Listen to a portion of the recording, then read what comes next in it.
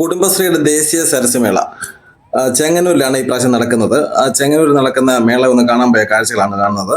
2018 ചെങ്ങന്നൂര് ദേശീയ സരസ്മേള വന്നായിരുന്നു. അന്നാണ് ഈ വെള്ളപ്പൊക്കം ഉണ്ടാകുന്നതും എല്ലാം ഒലിച്ചു പോകുന്നതും പൂർണ്ണമായി നഷ്ടമായി പോയി. അതിന്റെ എല്ലാ കേടും തീർക്കുന്ന രീതിയിലാണ് മന്ത്രി ഇപ്രാവശ്യം അവിടെ ഈ സരസ്മേള ഒരുക്കിയിരിക്കുന്നത്. മന്ത്രി സജി ചെറിയാന്റെ നേതൃത്വത്തിലാണ് നടക്കുന്നത്. നമുക്കത് കണ്ടാൽ തന്നെ മനസ്സിലാവും. കാരണം അത്ര വിപുലമായിട്ടാണ് സരസ്മേള ഈ പ്രാവശ്യം അവിടെ റെഡിയാക്കിയിരിക്കുന്നത്. അതേപോലെ ജനത്തിരക്കാണ്, കാര്യങ്ങളാണ്. ഇത് ഈ ചുറ്റുവട്ടത്തുള്ളവരും ദൂരെ നിന്ന് വരാൻ പറ്റുന്നവരും എല്ലാം വന്ന് കാണുന്നുള്ളൂ. കാരണം ഇത്രയും വലിയൊരു മേള, ഒരു സ്റ്റാൾ ഞാൻ കണ്ടിട്ടില്ല. കാരണം നോർമലി സരസ്മേളയിൽ ഉൾപ്പെടുത്തുന്ന സാധനങ്ങൾ കൂടാതെ തന്നെ എല്ലാ അമ്യൂസ്മെന്റ് പാർക്കും കാര്യങ്ങളും എല്ലാം ഉണ്ട്. 350-ൽ പരം സ്റ്റാളുകളുണ്ട് എന്നുള്ളതാണ് അതിൽ ഏറ്റവും വലിയ പ്രത്യേകത. 350-ൽ പരം സ്റ്റാളുകൾ, എല്ലാ തരം സ്റ്റാളുകളുണ്ട്. കുടുംബശ്രീ യൂണിറ്റുകളിലെ എല്ലാ സ്റ്റാളുകളുണ്ട്. മറ്റുള്ള സ്റ്റാളുകൾ സൗത്ത് ഇന്ത്യ മൊത്തമാണ് ഈ സരസ്മേള സാധാരണ നടക്കാറുള്ളത്. അപ്പം അതിനെ അനുബന്ധിച്ച് ആ ഏരിയയിൽ നിന്നുള്ള ഒരുപാട് കച്ചവടക്കാർ എത്തിയിട്ടുണ്ട്. അപ്പോൾ എല്ലാം നമ്മൾ ഇതിൽ കാണിക്കുന്നില്ലെങ്കിലും 350-ൽ പരം സ്റ്റാൾ ഇതിൽ കാണാൻ തന്നെ ഉണ്ട്. പുഷ്പമേളയുണ്ട്. പിന്നെ ഈ പറഞ്ഞ കുട്ടികൾക്ക് വേണ്ടി കളിക്കാനുള്ള ജയന്റ് വീൽ, ഇങ്ങനെയുള്ള അമ്യൂസ്മെന്റ് പാർക്ക് എല്ലാം ഉണ്ട്. അത് എടുത്തു പറയേണ്ട ഒരു മേള തന്നെയാണ്. അപ്പോൾ ഈ പ്രാവശ്യം വളരെ ഗംഭീരമായിട്ടാണ് നടത്തിയിരിക്കുന്നത്. അതിഭയങ്കരമായ തിരക്കമാണ്. പിന്നെ സൗജന്യമാണ് സരസ്മേള, സൗജന്യമാണ് ഇതിന്റെ പ്രവേശനം. AC ആണ്. അപ്പം അതിനത്തിൽ അങ്ങനെയുള്ള ബുദ്ധിമുട്ടുള്ള കാര്യങ്ങളെല്ലാം ഇത് കാണാത്തവരൊക്കെ തീർച്ചയായിട്ടും പോയി കാണും. കാരണം അത്ര വിപുലമായിട്ടാണ് ചെങ്ങന്നൂരിൽ ഈ പ്രാവശ്യം ഈ സരസ്മേള നടക്കുന്നത്. ഇത് അവിടുത്തെ നല്ലൊരു വോയിസ് ആണ്, അത് കേട്ടാട്ടെ. അത് കളിമണ്ണുണ്ടാക്കിയ ഇതാണ്, ഒരു വിസിലാണ്. അത് നല്ലൊരു കച്ചവടമായിട്ട് തോന്നിയിട്ടുണ്ട്. അപ്പോൾ കുറച്ച് ഞാൻ പകർത്തിയിട്ടുണ്ട്. ബാക്കി കാഴ്ചകൾ നിങ്ങൾ കാണാമെന്നുള്ളതേ ഉള്ളൂ. പിന്നെ ഇതിൻ്റെ എടുത്ത് പറയേണ്ടത് ഫുഡ് കോർട്ടാണ്. ഫുഡ് കോർട്ട് എന്ന് പറഞ്ഞാൽ ഫുഡ് കോർട്ട് 30 ഫുഡ് കോർട്ടുണ്ട്. 30 ഫുഡ് കോർട്ടിൽ കേരളത്തിലെ ഒരുവിധ എല്ലാ ജില്ലയിലെ ഫുഡ് കോർട്ടും ഉണ്ട്. പിന്നെ മറ്റ് സംസ്ഥാനങ്ങളിലെ സ്പെഷ്യലായിട്ടുള്ള ഫുഡ് കോർട്ടുകളും ഉണ്ട്. അത് അതിൻ്റെ ആ കാഴ്ചകൾ കാണുമ്പോൾ നിങ്ങൾക്കത് മനസ്സിലാവും.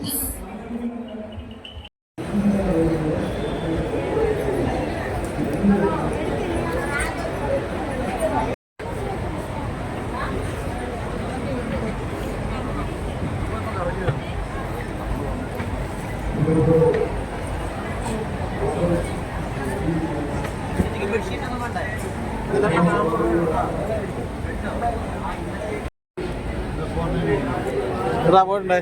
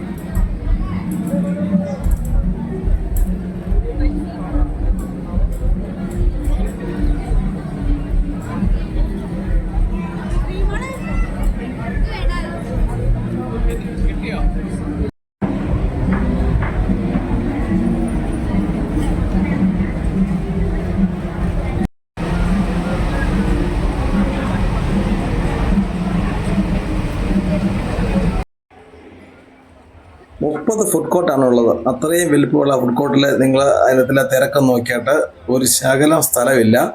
കേരളത്തിൽ ചിലത് മാത്രം ഞാൻ കാണിച്ചിട്ടുണ്ട്. എനിക്ക് പോകാൻ പറ്റുന്ന സ്ഥലത്തെ ഒക്കെ കാണിച്ചിട്ടുണ്ട്. കേരളത്തിലെ ഒരുവിധം ജില്ലകളിലെല്ലാം ഉണ്ട്, മറ്റ് സംസ്ഥാനങ്ങളിലും ഉണ്ട്. അപ്പോൾ അതിന് സ്പെഷ്യലായിട്ടാണ് ഓരോ ഫുഡ് കോർട്ടും സെറ്റ് ചെയ്തിരിക്കുന്നത്. എല്ലാം ഒന്നും കാണിക്കാൻ പറ്റുന്നില്ല, കാണിക്കാൻ പറ്റുന്നതൊക്കെ ഞാൻ കാണിച്ചിട്ടുണ്ട്. അതിനകത്തിൽ അട്ടപ്പാടിയിൽ വനസുന്ദരി ചിക്കൻ എന്ന് പറഞ്ഞ ഒരെണ്ണം കാണിക്കുന്നുണ്ട്. ഭയങ്കര ആളായിരുന്നു. അതൊന്ന് ചെറുതായിട്ട് പകർത്തിയിട്ടുണ്ട്. പിന്നെ പത്തനംതിട്ടയുടെയൊക്കെ സ്റ്റാളിൻ്റെ ഒക്കെ ലിസ്റ്റൊക്കെ കണ്ടാൽ അതുപോലെ കിടക്കുക. കാരണം അങ്ങോട്ട് അടുക്കാൻ പോലും പറ്റുന്നില്ല, അത്രയ്ക്ക് തിരക്കാണ്. അപ്പോൾ നമുക്ക് ക്യാമറമായിട്ട് അങ്ങോട്ടൊന്നും പോകാൻ പോലും പറ്റിയില്ല പത്തനംതിട്ട സ്റ്റാർട്ട് എടുക്കലോട്ട്. ഇത് മലപ്പുറത്തിൻ്റെയാണ്. ഇപ്പോൾ അട്ടപ്പാടിയിലേയും കൂടെ ഒന്ന് കാണിച്ചു തരാം. ആ ഫുഡ് തിരക്ക് നിങ്ങൾ ഏകദേശം ഒന്ന് കണ്ടു കാണുമല്ലോ. അത് പല സ്ഥലത്തെ ഫുഡ് നമുക്ക് എല്ലാവർക്കും ഒന്നും കഴിക്കാനൊക്കത്തില്ലെങ്കിൽ ഇവിടെ എല്ലാം കൂടെ ഏകീകരിച്ചിട്ടുണ്ട്. ഫുഡ് കോർട്ടിലാണെങ്കിൽ അതുപോലെ തിരക്കാണ്. അത് ഈ പറഞ്ഞ പോലെ വിലയൊന്നും നോക്കാതെ അവിടെ പോയി നമുക്ക് പലയിടത്തെയും ഫുഡ് ആസ്വദിക്കാൻ സാധിക്കും.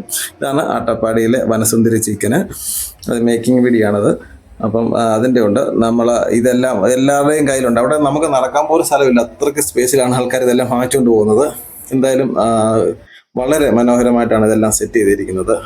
അപ്പം ഇത്രയും ഫുഡ് കോർട്ടൊക്കെ കാണുകയും അതിനകത്ത് നിന്നൊക്കെ വാങ്ങിച്ച് കഴിക്കാൻ പറ്റുകയും ചെയ്യുന്നത് എല്ലായിടത്തും ഒന്നും ഒരേപോലെ ഒന്നും സാധിക്കുന്ന കാര്യമില്ല.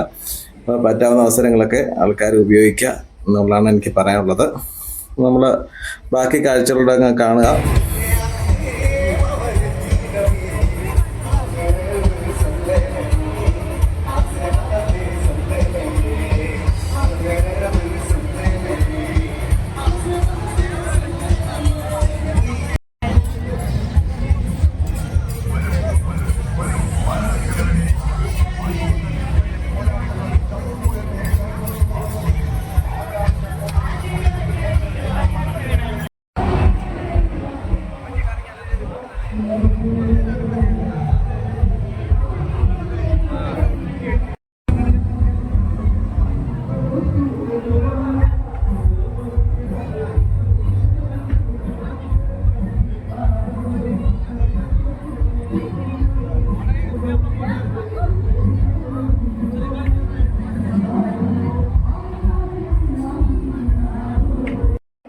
പിന്നെ എനിക്ക് ഇഷ്ടപ്പെട്ടതാണ് ദേശീയ ചലച്ചിത്ര അക്കാദമിയുടെ ഒരു മ്യൂസിയം പോലെ കാണിക്കുന്നതാണ്. പഴയ ക്യാമറയും കാര്യങ്ങളും എല്ലാം ഉള്ളതാണ്. കാരണം ഇത് മറ്റുള്ള സ്റ്റാളുകളും നമ്മളൊന്ന് പോയാൽ കാണാൻ സാധിക്കാത്ത ഒരു കാഴ്ചയായിരുന്നു. തിരുവനന്തപുരത്തൊക്കെ ഉണ്ടാവായിരിക്കും, നമ്മളിത് കണ്ടിട്ടില്ല. നമ്മുടെ സമീപ പ്രദേശത്ത് വന്നതിൽ നമുക്കത് മെച്ചപ്പെട്ടു തോന്നി. കാരണം ഫിലിമും കാര്യങ്ങളൊക്കെ നോക്കാൻ അവർ സമ്മതിക്കും. പിന്നെ പഴയ ക്യാമറയും റീലും അതിൻ്റെ ചരിത്രങ്ങളും ഫോട്ടോകളും ആദ്യം സിനിമ ഉണ്ടാക്കിയ ആൾക്കാരുടെ എല്ലാ കാര്യങ്ങളും വിശദവിവരങ്ങളും എല്ലാം അവിടെ മെൻഷൻ ചെയ്തിട്ടുണ്ട്. അതൊക്കെ പോകുന്ന ഒരു പുതുമ ആയിട്ട് നമുക്ക് തോന്നിയിട്ടുണ്ട്. ഒരു പുതിയ കാഴ്ചയായിട്ട് നമുക്കത് ഫീൽ ചെയ്തു. അത് അതിൻ്റെ എടുത്ത് പറയേണ്ടതാണ്. കാരണം അത് നന്നായിട്ടുണ്ടായിരുന്നു. അത് ആദ്യമായിട്ടാണ് ഞാൻ കണ്ടത്, അതുകൊണ്ട് എനിക്ക് തീർച്ചയായിട്ടും അത് പറയാൻ സാധിക്കും. അങ്ങനെ ബുക്കിൻ്റെ പല സ്റ്റാളുകളുണ്ടായിരുന്നു കേട്ടോ. ഇതെല്ലാം ഒന്ന് കണ്ടു കേട്ട് പോവും. ആവശ്യങ്ങളൊക്കെ ബുക്ക് ചെയ്തോ നമ്പർ വാങ്ങിക്കുകയൊക്കെ ചെയ്യുന്നത് നല്ല കാര്യമായിരിക്കും. നല്ലൊരു കാഴ്ച തന്നെയായിരുന്നു.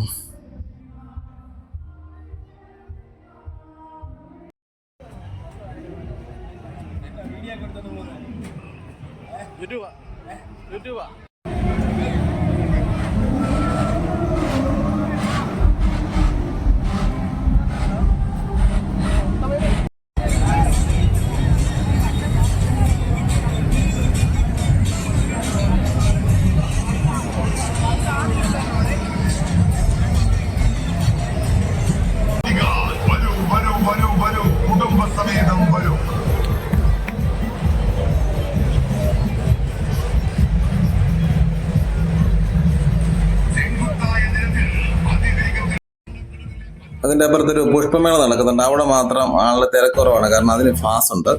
അപ്പം അതിൽ കയറാൻ മടിച്ചു. ഇത് പ്രോഗ്രാം നടക്കുന്ന ഒരു നാടൻപാട്ടിൻ്റെ പ്രോഗ്രാമാണ്. ആ വിശാലമായ സ്റ്റേജിൻ്റെ അതിൽ ആൾക്കാരെ അപ്പോൾ ഓരോ ദിവസവും ഓരോ പരിപാടികളാണ്. എല്ലാം അതിമനോഹരമായി. ഇനിയുള്ള ദിവസങ്ങളെല്ലാം വളരെ വളരെ മനോഹരമായ പരിപാടികളായിരിക്കും രാത്രിയുള്ളത്. അത്രയ്ക്ക് ജനത്തിരക്കാണ്. നമ്മൾ ഈ കാഴ്ചകൾ കൊണ്ട് മടങ്ങുകയാണ്. വീഡിയോ കണ്ട എല്ലാവർക്കും എൻ്റെ നന്ദിയുണ്ട്. കാരണം നമ്മളിത് ചെറിയൊരു വീഡിയോ ആയിട്ട് ഞാൻ കൺക്ലൂഡ് ചെയ്യുന്നു. Thank you. കാഴ്ചകൾ ബാക്കി ഈ കാഴ്ചകൾ മാത്രമേ ഉള്ളൂ. ഇവിടെ കണ്ടിട്ട് നമ്മൾ ഈ വീഡിയോ വൈൻഡപ്പ് ചെയ്യാണ്. കാരണം